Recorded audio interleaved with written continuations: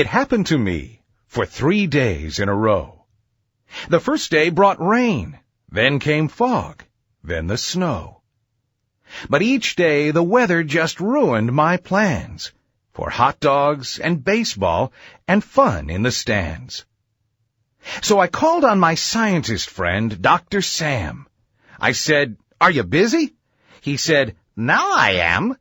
I know that you've come here with some harebrained scheme, so tell me which problems inspired this dream." I said, "Doc, now listen, you must understand. Wet weather is messing up all of my plans. There must be an answer to clouds in the sky that pour on my head and drip in my eye." The doc scribbled something on his drawing board, pulled parts from his Chevy, took parts from his Ford, some wire, a hose, an old motor, and tape, and he moved things around till it finally took shape. "There," said the doc, with his hands on his hips. But I scratching my head and licking my lips. I said, "I don't get it. What's this gonna do?"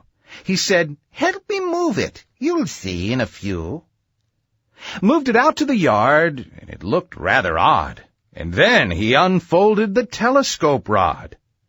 'Twas about 10 short inches, then more like 10 feet, and soon it was longer than Mulberry Street.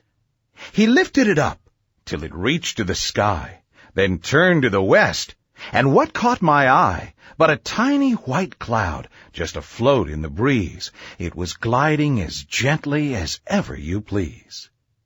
Well, the doc held it still till the moment he knew that the edge of the cloud in the sky of blue was touching the end of the telescope rod. Then he turned his head slowly and gave me a nod. Well, I don't know too much about science and such, but I knew what to do when he gave me that cue. So I bent down and leaned over, touching the switch. I paused for a second, and my finger twitched. Then I flipped that old switch toward that little word on, and my work being done, took a seat on the lawn. Then I heard a low rumble.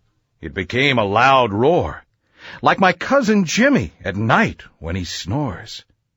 Then another noise slowly began to come forth, like a giant sucking sound from the south to the north. So I looked to the sky, and I squinted my eye, 'cause I couldn't believe that I saw what I'd seen. That little white cloud, this is really quite odd, was vanishing into the telescope rod. Little by little, the cloud disappeared, and in a few seconds, the blue sky was clear. I looked at the doc. He looked back at me. I opened my mouth, but I just said, "Well, gee." Now, Doc was a true man of science, you see, sought knowledge, not fortune, so he said to me, "We found a solution, my eager young friend. It's yours now. Enjoy it. I'll give it, not lend." So I started thinking and started to plan. A contraption like this could make me a rich man. I figured I had to come up with a name that folks might remember when skies threatened rain. I wondered and pondered, I simmered and stewed, my thoughts changing faster than chews of my food. I thought of it this way, I laughed at it that, I mulled each one over, gave each its at-bat. Like Suction Unlimited Cloud-Moving Pros, just call us whenever you fear rain or snow. Or Vacupuff Cloud Cleaning, there's quite a name, but I couldn't imagine it bringing me fame. They all were so boring they put me to sleep, but there I discovered the one I would keep. The Fantabulous Cumulo Nimbuli Pump. I woke with a grin and a small joyous jump. If you fear bad weather, just give us a call. With us, every cloud has no lining at all. Within a few hours, a call rang my phone. A local girls' soccer team's coach sighed and moaned. They had a big picnic planned the next day, but it looked like a thunderstorm stood in their way. It was scheduled for noon, so I said with a thrill, "Let's meet at the park at, say, 10 minutes till." We met there, and sure enough, as they'd been warned, the dark clouds had gathered. The girls were forlorn. I said, never fear and never say yuck. Just write me a check for a cool $50. They handed it over. I turned from the crowd. I flipped on my gizmo and sucked up those clouds. The girls in their coach gave me high fives and smiles. Their picnic was saved. No small storm cramped their styles. I drove away smiling and thought in my heart, not bad for a guy no one thought was too smart.